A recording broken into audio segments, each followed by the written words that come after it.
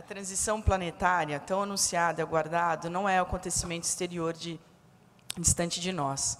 A Terra está em transição porque cada um de nós está fazendo internamente esse mesmo movimento. Todos fomos chamados a vivenciar novas experiências e a enfrentar nossos próprios limites, com desafios cada vez mais complexos. Vocês sabem disso, não é mesmo? Certamente, todos vocês vieram aqui em busca de alguma orientação sobre como vivenciar essa fase de turbulências sociais e espirituais com um pouco mais de segurança. E ninguém melhor para abrir os trabalhos do dia e trazer a primeira importante mensagem, o primeiro importante recado dessa manhã especialíssima, que um amigo antigo do Seja Barra.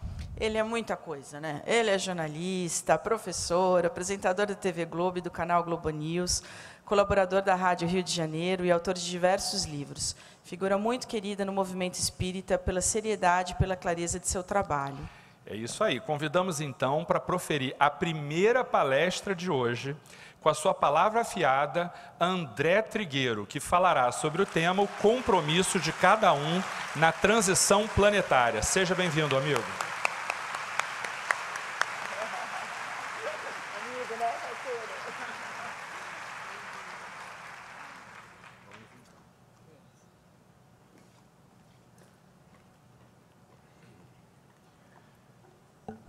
Começar o dia abraçando e beijando Joana de Ângeles é um privilégio para poucos. Meus amigos, bom dia. Bom dia aos espíritas, aos simpatizantes do espiritismo. Bom dia aos agnósticos, aos materialistas, aos ateus, aos que professam outra fé ou nenhuma fé, aos que estão aqui presentes ou acompanham pela internet, aos encarnados ou desencarnados. Esse é o tema muito relevante e que a gente, embora vá ter aqui pouco tempo para abordá-lo, eu pretendo fazê-lo de uma forma bem instigante. Uma das vantagens de ser espírita é saber que o mundo não vai acabar. A maior probabilidade é que o mundo acabe quando houver o colapso do sistema solar, o apagão do astro-rei e os efeitos colaterais sobre os planetas que orbitam em torno do Sol. Até lá, poderá sim haver choro e ranger de dentes, poderemos ter problemas em relação à questão ambiental, poderemos ter conflitos armados tensos que desestabilizam a geopolítica internacional, sustos. Mas o planeta não vai acabar. E isso é um tanto perturbador para a gente que testemunha outras denominações cristãs ou não cristãs apregoarem com fervor e com muita excitação o final dos tempos e o fim do planeta. Quem é espírita não pode replicar, não pode recitar como mantra esta informação. No livro A Gênese, no capítulo 18, Allan Kardec, de próprio punho, discorre longamente, são algumas páginas, sobre a transição planetária. E é o próprio codificador que afirma, e é interessante, quando a gente vai ver nas obras básicas e na revista espírita, quando Kardec, ele próprio, escreve qualquer coisa, eu diria que há pelo menos duas maneiras que Kardec se comunicou. Em alguns escritos, ele está especulando filosoficamente sobre algumas questões trazidas pela espiritualidade. Não são questões fechadas, são questões sobre as quais ele faz alguma elucubração, alguma digressão. Outros assuntos não, Kardec crava. É a convicção construída a partir do relato da espiritualidade maior. É o caso dessa opinião manifestada, repito, no capítulo 18 do livro A Gênese. É extenso, eu vou garimpar 3 frases para assinalar o que disse o codificador. A terra, no dizer dos espíritos, não terá de transformar-se por meio de um cataclismo que aniquile de súbito uma geração. Em outro trecho, é muito simples o modo pelo qual se opera a transformação, sendo, como se vê, todo ele de ordem moral, sem se afastar em nada das leis da natureza. E um último trecho. A regeneração da humanidade, portanto, não exige absolutamente a renovação integral dos espíritos. Basta uma modificação em suas disposições morais. Significa o seguinte: a partir de mensagens codificadas por Kardec, publicadas nas obras básicas e algumas psicografias de Chico e Divaldo, é possível fazer uma conta de chegada do processo em que se resolverá por completo a transição planetária.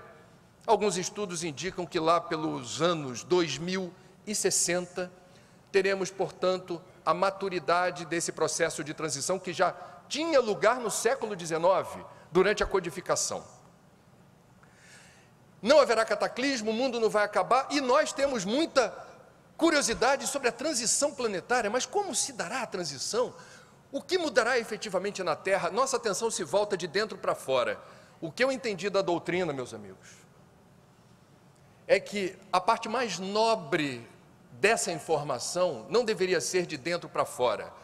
A gente deveria não perguntar como será a transição planetária. A pergunta certa não é essa. A pergunta certa é: como será a minha transição planetária? A transição em si irá ocorrer por um decreto sideral. A Terra ascenderá, já está acontecendo, na escala dos mundos. Significa elevação da vibração e da frequência numa outra banda larga, em que nós estaremos transitando. Isso já é. A pergunta certa é: e eu? Como fico diante dessa nova configuração vibracional do planeta? Esta, a meu ver, é a pergunta certa, e sobre ela eu vou buscar aqui algumas respostas. Me perdoem, dado o tempo que temos, arbitrárias. Eu elenquei poucos tópicos sobre os quais eu acho que poderíamos buscar inspiração para a nossa rota de navegação num mundo em transição. Primeiro aspecto que eu gostaria de destacar: todos temos prazo de validade. Estamos aqui de passagem, ninguém sabe quando é que vai carimbar o passaporte para o lado de lá. Portanto, é prudente, é inteligente, é sábio que tenhamos estratégia, que tenhamos um plano e que tenhamos método para, nos anos que nos restam nesta encarnação, façamos o melhor possível para ajustarmos e adaptarmos a nossa vibração a essa nova banda larga. Método, estratégia, plano. Com todo respeito a um dos grandes compositores do Brasil, quem está ligado na transição planetária e ouve Zeca Pagodinho cantar: deixa a vida me levar, vida leva eu. A música é linda. E há momentos em que é interessante fluir com a vida, deixar o fluxo da correnteza levar você para onde tiver que ir. Há momentos da vida em que isso tem lugar. Quando o assunto é transição planetária, o nosso prazo de validade exige método. Quais são as prioridades? Posto que eu não tenho todo o tempo do mundo, eu tenho o tempo que Deus determinar, e eu não sei que tempo é esse. Prudentemente, aproveite o dia de hoje. Viva cada dia como se fosse o último. Isso é ser espírita, é vida consciente. Eu estou aqui de passagem, então valoriza a passagem. Mas tem outra encarnação, provavelmente não antes de 2060. Portanto, é inteligente empregar tempo e energia nesta encarnação, naquilo que Kardec, eu vou repetir, ele não pede, ele observa que nós não deveríamos perseguir como meta a santificação, a beatificação, diz ele, a regeneração da humanidade, portanto, não exige absolutamente a renovação integral dos espíritos. Uma encarnação não é suficiente. Bom, então o que é suficiente numa encarnação? O que for possível. Ninguém aqui é candidato a santo. Uma encarnação não é o suficiente para a gente chegar perto de Emmanuel, Joana de Ângeles, André Luiz, Bezerra e por aí vai. Mas uma encarnação é suficiente na qualidade de espíritas para dar o passo mais certo possível na direção mais correta. Isso só se faz com plano, com estratégia, com método.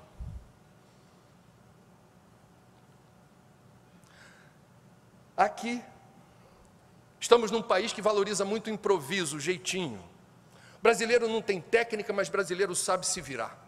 A gente tem uma certa exaltação da capacidade do brasileiro se reinventar.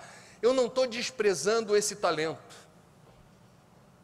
Mas cuidado quando a gente acha que basta o improviso para resolver todos os problemas. O improviso não costuma ser bom aliado da competência, do sucesso, da boa gestão, de um modelo exemplar de administração.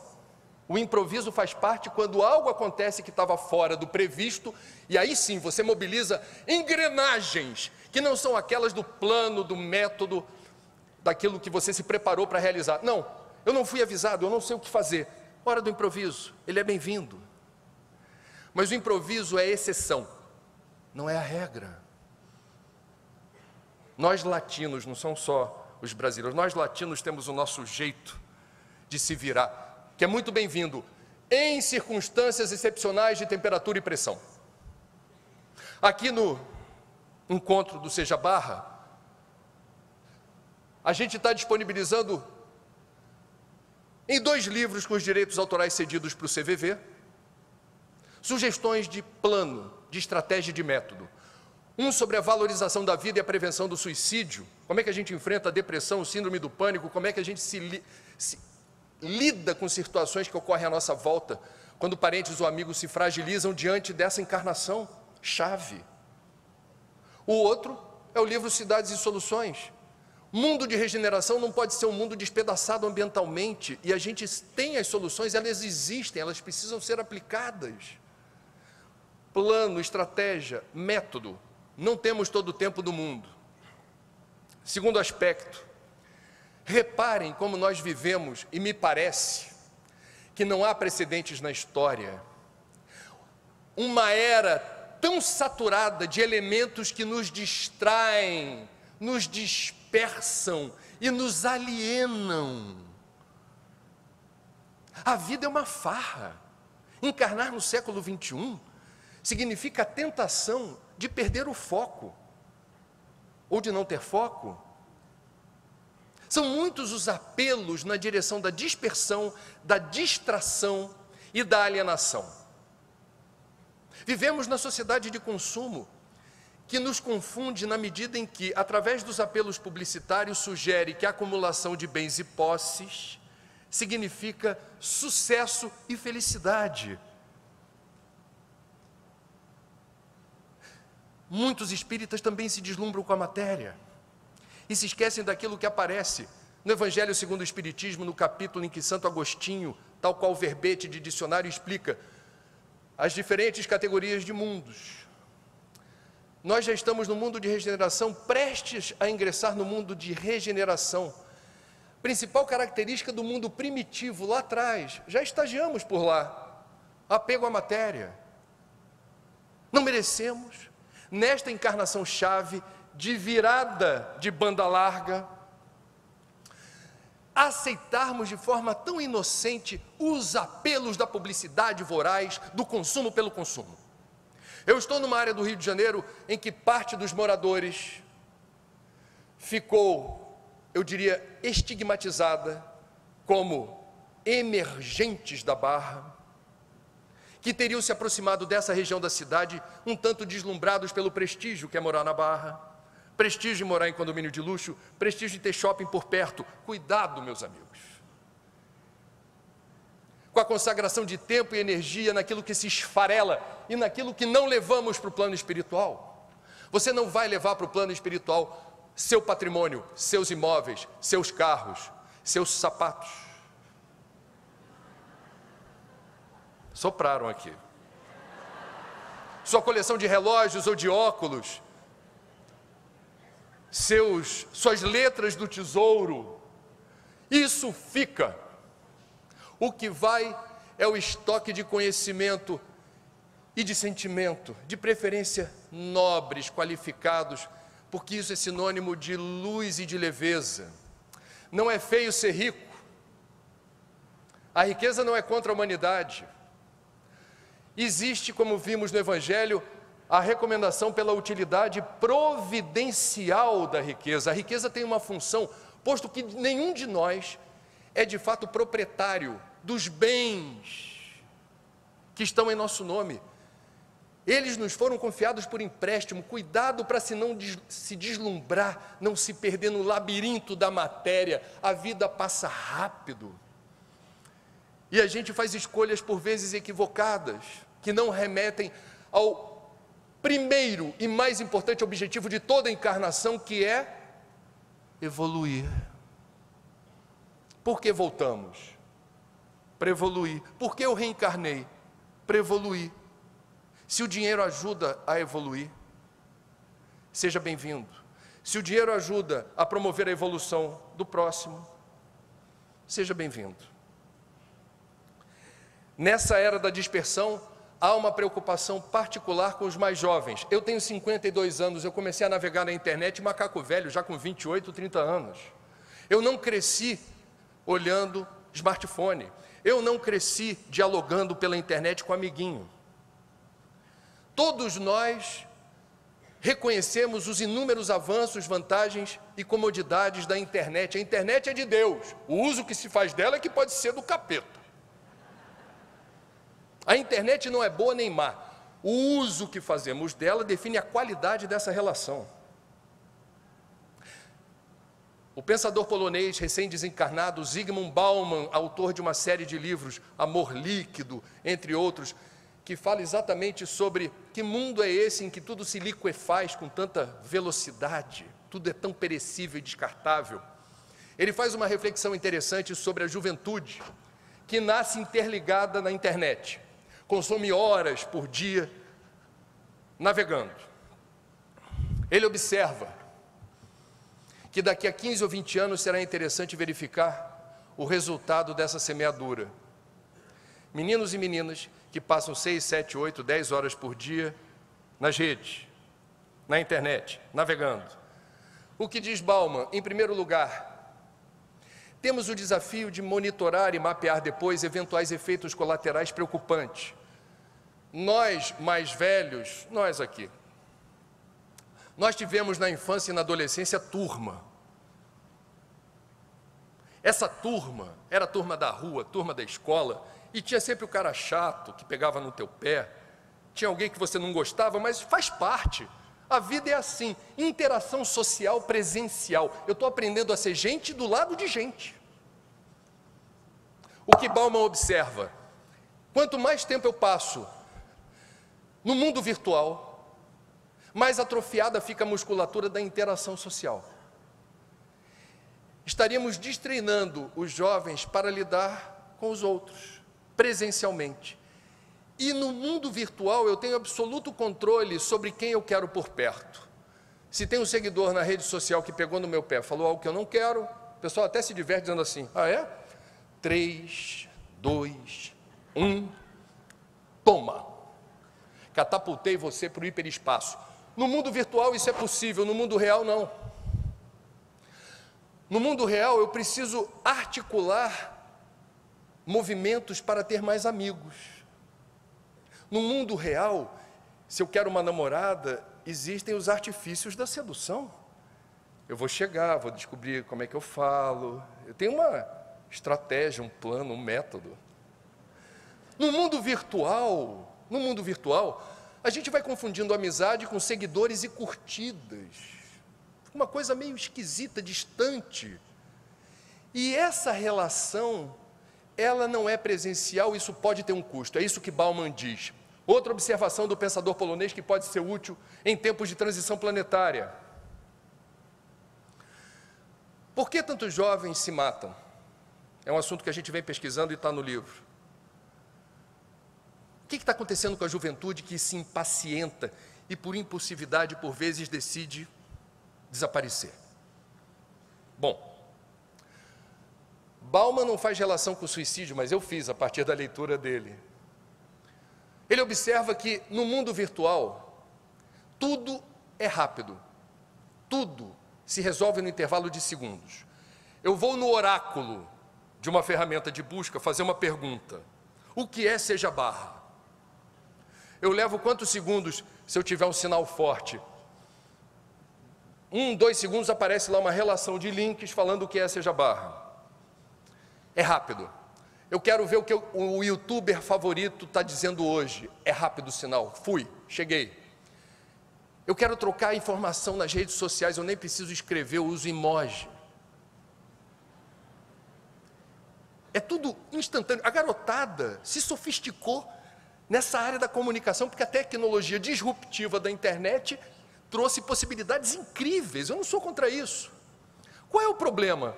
Se desde a minha infância eu me acostumei a ter respostas rápidas no mundo virtual, eu vivencio o conflito no mundo real quando eu tenho uma aula de 2 horas na escola sobre determinada disciplina. Depois de 5, 10 minutos, se o professor não for muito versátil nas artes cênicas, aquele garoto começa a bocejar, começa a dispersar, começa a olhar para baixo no smartphone.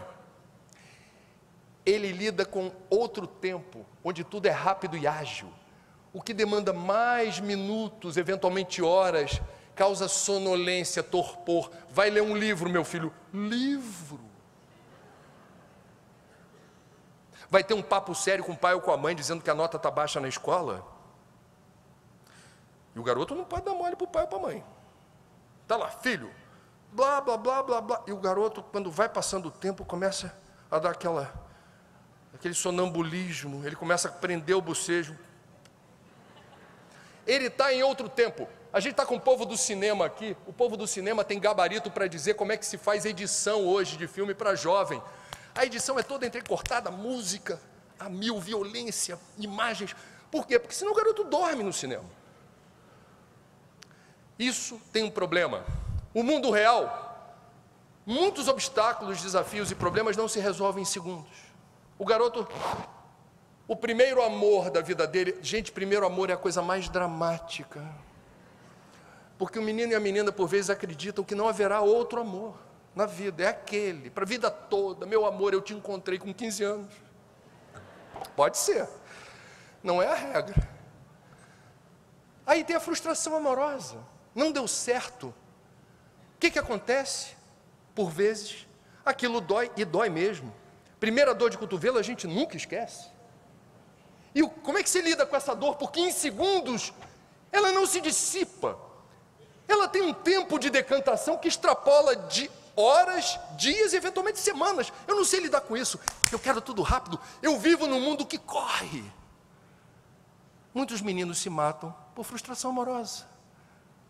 Não contam até 10, não esperam o amanhecer do dia seguinte, não se dá, assim, um tempo para perceber, gente, eu tenho uma vida pela frente, eu estou num planeta com 7 bilhões e 200 milhões de pessoas.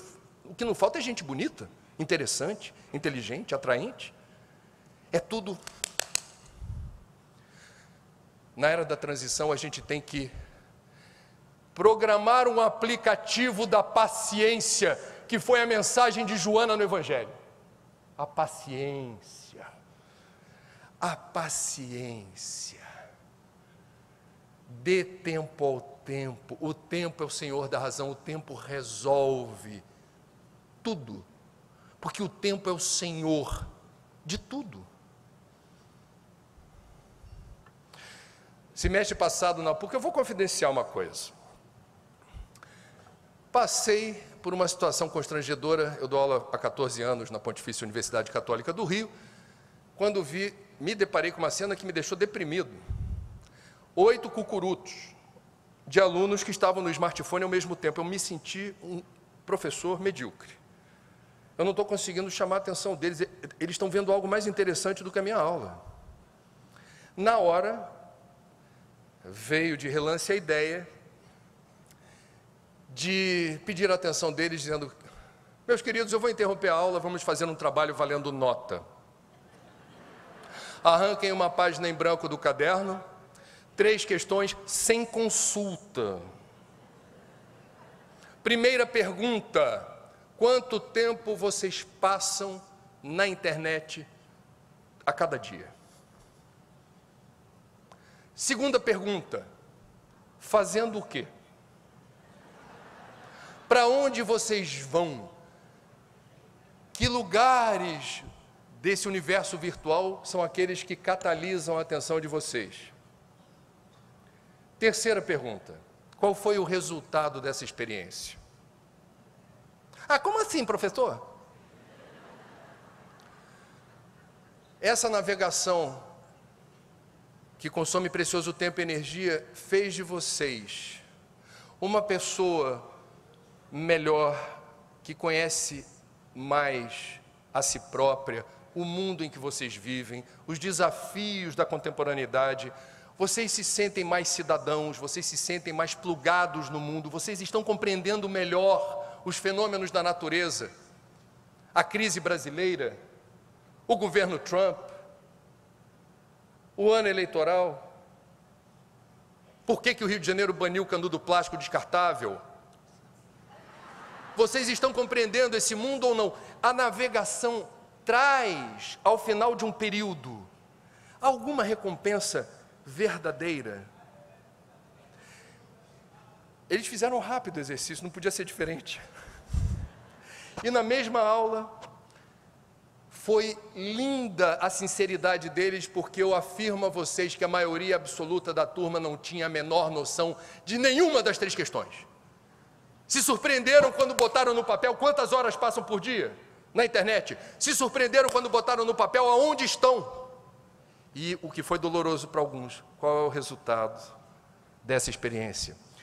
A doutrina espírita mostra, fato, a maioria absoluta dos desencarnados, e não precisa ir para um umbral não, você pode ir para um lugar legal, nosso lar. Quando desencarnam, reportam um sentimento ruim. Arrependimento. A maioria dos encarnados, quando desencarna, reporta para o seu guia, para o seu mentor, ou para quem apareceu, para te dar uma força. Você traz um incômodo na sua consciência, é algo que lateja, é algo que te constrange, porque você tem a plena noção de tudo aquilo que poderia ter sido feito, e não foi. Era da distração, era da dispersão, era da alienação, são inimigos íntimos. Boicotam o nosso projeto evolutivo. Nada contra o momento de lazer e entretenimento. Eu não estou aqui como moralista, dizendo o que é para fazer, não. Eu estou chamando a atenção, e quando eu aponto o dedo para o vizinho, eu tenho 3 voltados para mim. Na minha família, todos nos policiamos mutuamente. Se estamos na mesa do almoço ou do jantar, e alguém pega o celular, a gente tem, isso não é combinado formalmente, é um feeling. Aquilo passou a consumir mais tempo, a gente, opa, estamos aqui. Costuma funcionar. Outro tema importante, na era da transição planetária, a caminho do mundo de regeneração, senhores e senhoras, por favor, previnam-se do espiritismo de fachada. Previnam-se do espiritismo de fachada. A maioria de nós, espíritas, é egressa do catolicismo. A gente sabe o que é ser católico de fachada. O católico de fachada se diz: eu sou católico. Por quê? Vou à missa todo domingo. Eu comungo. Primeiro eu fui batizado, fiz primeira comunhão, crisma, vou à missa todo domingo, confesso, comungo, rezo o que o padre pede. Mais uma semana de vida. Se é que me entendem, eu zerei o estoque de problemas nos sacramentos e tenho mais uma semana para queimar calorias nesse mundo tão legal. O que é espírita de fachada? Eu sou espírita. Por quê? Vou a centro toda semana. Assisto a palestra pública. Claro que eu tomo água fluidificada. E tenho alguns livros. Já leu alguma coisa das obras básicas? Não. Chico, Divaldo, Raul? Não. O que você tem? Minutos de sabedoria. No bolso, olha, na hora do aperto, está lá. Meus amigos, quando a gente desencarnar, não vão nem perguntar se a gente era espírita. Quanto mais se você frequentava centro, se você tomou muito passe. Não importa quantas toneladas de fluido medicamentoso você receba ao longo de uma encarnação. Não importa quantos milhares de litros de água fluidificada você ingira ao longo de uma encarnação. Nada disso faz a menor diferença. Se você não for reconhecido pelo esforço que emprega para dobrar as suas más inclinações e por sua transformação moral, com ou sem espiritismo. Há muitos não espíritas em situação maravilhosa no além. E há muitos espíritas iludidos que acham que vai ter alguém lá com boletim de frequência. Olha, você foi no Seja Barra apenas 1.500 vezes. Pelo tempo de vida na Terra, você deveria ter ido mais. Irrelevante, não é isso? Você pode ser versado no sentido de decorar todas as passagens do Evangelho, do Livro dos Espíritos, obras psicografadas por quem quer que seja. Isso não faz de você uma pessoa melhor. Desculpa, a gente tem que ser franco. Isso não carimba o teu passaporte para o mundo espiritual que você queira ir. A pergunta que dói é: em que medida esse contato com a doutrina, para você não ser espírita de fachada, modificou você?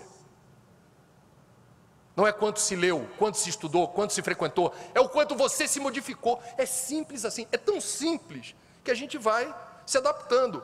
Não tem o politicamente correto, não tem o ecologicamente correto, tem o espiritamente correto.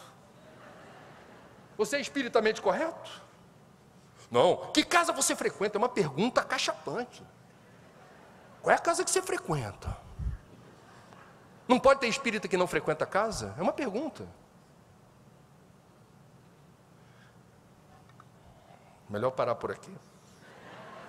Tem gente que não entende. O barato do espiritismo é que ele não é uma religião formal, é uma filosofia espiritualista sobre a qual cabem reflexões filosóficas. Não sou o dono da verdade, eu estou compartilhando impressões e faço com gosto. Meus amigos, por último, mas não menos importante, considerando que esta é a encarnação chave para cacifarmos e aprimorarmos as nossas poucas virtudes e enfrentarmos as nossas muitas imperfeições, o que significa reencarnar no Brasil?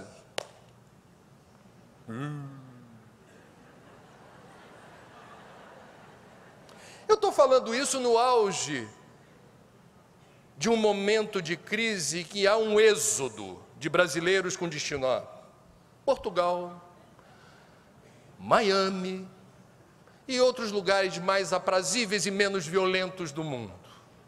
Não é isso? Eu estou fazendo essa pergunta para vocês: o que é ser espírita no Brasil? Inspirado por várias pesquisas de opinião que mostram um percentual elevadíssimo de brasileiros que, se pudessem, picariam a mula daqui, rápido, sem pensar. Por que eu estou perguntando o que é ser espírita no Brasil? Nós espíritas sabemos que a encarnação é meticulosamente planejada. Vocês não são, como eu não sou, filhos dos seus pais e das suas mães por uma combinação aleatória de dados. Ok? Vocês não reencarnaram homem ou mulher por acaso. Vocês não têm o corpo que têm, com o estoque de saúde ou de vulnerabilidade à doença, por obra do acaso. Vocês não têm o código genético que vocês têm, por obra do acaso. Vocês não reencarnaram todos no século XX, e alguns miúdos talvez aqui, já neste século, miúdos no bom sentido. jovens de até 18 anos, vocês não reencarnaram neste momento em particular, seja no século passado ou nesse século, por obra do acaso. Por extensão, me permitam dizer, quem voltou pela porta do Brasil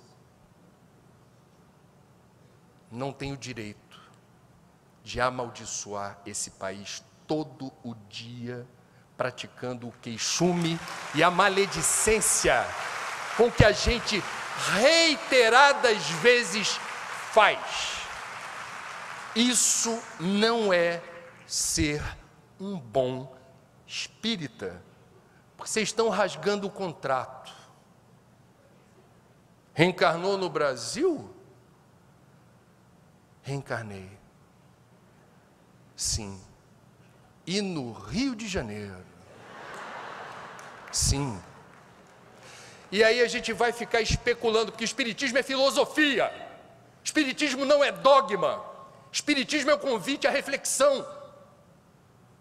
Por que eu sou brasileiro? E por que eu reencarnei? Ou no Rio, ou eu vim trabalhar no Rio, ou eu estou aqui no Rio.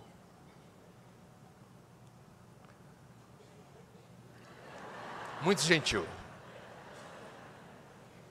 Eu não sei se alguém aqui já fez essa pergunta, eu já fiz, várias vezes. E ela sempre alude, quando eu a faço, a uma resposta que me constrange.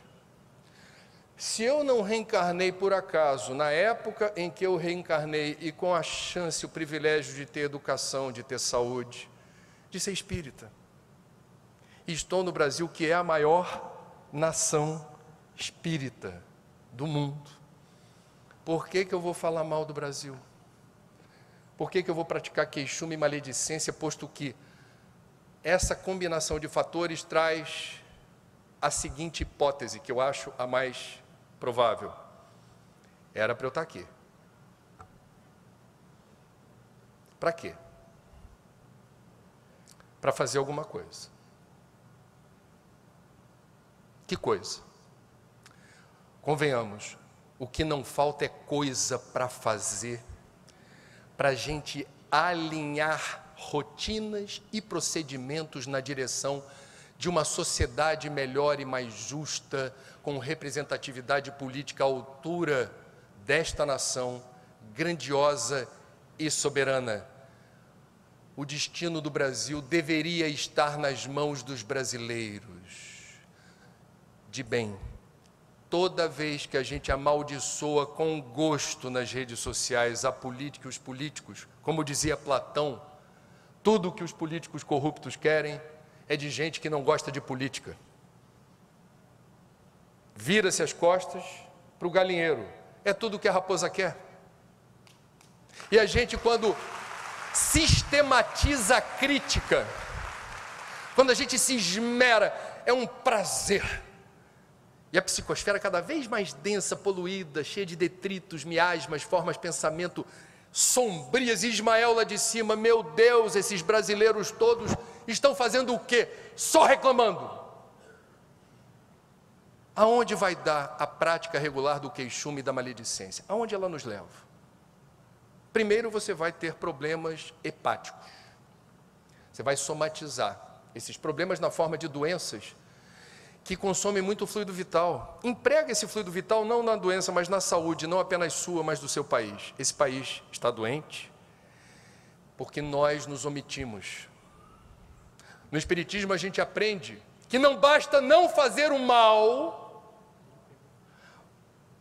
para que a gente esteja quite com a consciência. Na nossa doutrina a gente aprende que é fundamental, além de não fazer o mal, praticar o bem. O que é o bem, que é um tanto subjetivo? Autoestima, cuide bem de você. Eu gosto de repetir, eu acho lindo, Francisco de Assis alude à nossa carcaça, ao nosso instrumento, como nosso jumentinho. Cuida bem do seu jumentinho, é importante, ele é um templo sagrado da tua alma, ele merece atenção, cuidado, sem exageros.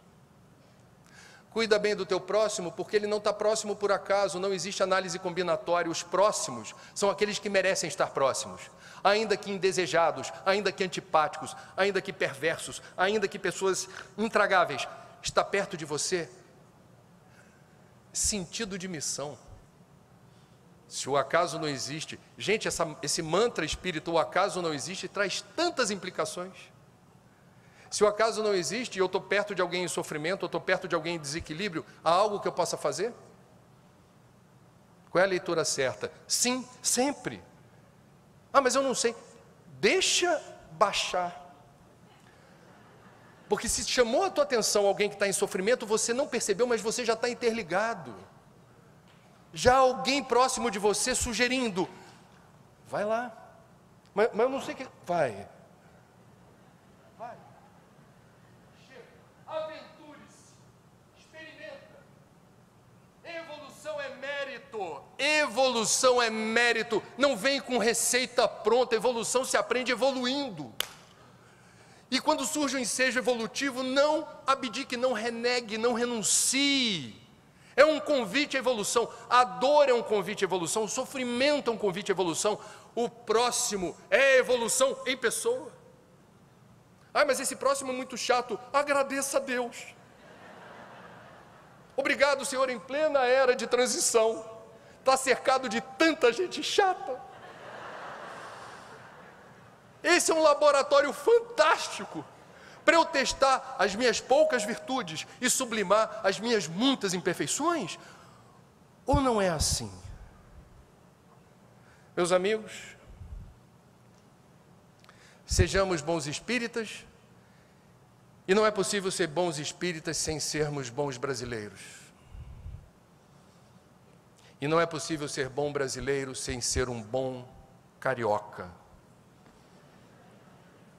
Não renegue o lugar mais lindo do mundo.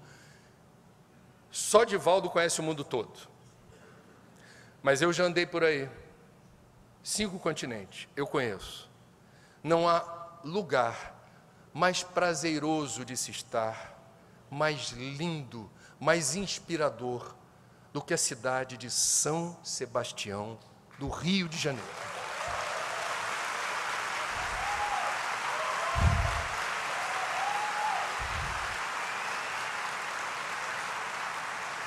Se o único legado da minha fala aqui hoje, trazendo sugestões de como a gente deve ter método, plano, estratégia para cumprir essa jornada nessa encarnação, de como a gente deve se prevenir da dispersão, da distração e da alienação que consomem precioso tempo e energia, como a gente não deve ser espírita de fachada, batendo ponto em centro, dizendo para todo mundo, o que você é? Sou espírita.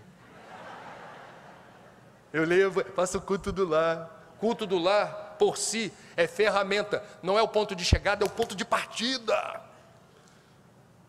Não é para dizer para os outros, eu faço toda semana o culto do lar. Ótimo, bom para você. A pergunta é, e daí? O que está acontecendo a partir desse exercício de entrega, de confiança, de fé, de contato com o plano espiritual no ambiente doméstico? E a gente cuidar do Brasil. Ismael precisa de ajuda. Chico Xavier veio ser médium no Brasil. Divaldo veio ser médium no Brasil. O Espiritismo assentou sua bandeira de fé, esperança e caridade no Brasil. E nós, espíritas brasileiros, qual o protocolo que a gente deve seguir enquanto espírita brasileiro? Senhor, obrigado pela benfazeja oportunidade, eu diria o privilégio, de, nas portas do mundo de regeneração, ter a chance de encarnar na pátria brasileira, do Cruzeiro do Sul, e aqui verificar que há inúmeras oportunidades evolutivas. O que não falta é trabalho, posto que se fora da caridade não há salvação, que lugar no mundo haverá de me oferecer tanto emprego, quanto na pátria do Cruzeiro, sob a gestão de Ismael e sob o governo de Jesus. Deus está no comando, mas Deus terceiriza, Deus delega, façamos a nossa parte sempre perguntando: como está a minha transição planetária? Desejo a vocês um reencontro no mundo de regeneração. Tudo de bom.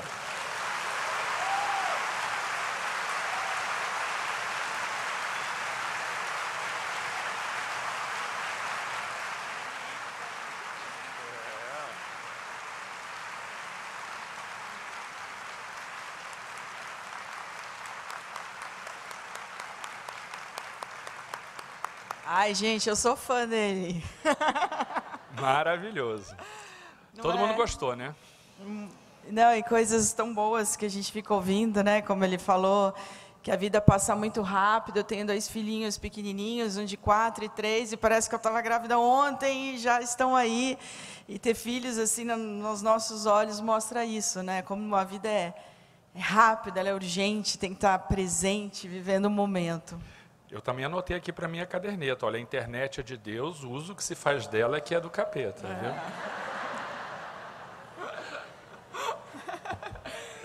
Outra que eu gostei também, a questão não é de quantas vezes eu vou ao centro, né? Mas é quanto eu me modifiquei.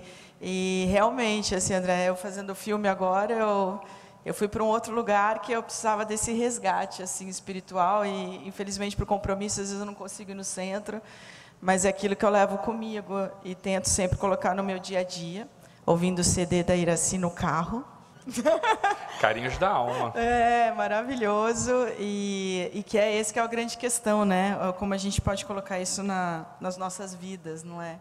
Mas só o fato da gente estar aqui hoje, todo mundo juntos, já é um bom começo, uma boa, Isso aí. não é?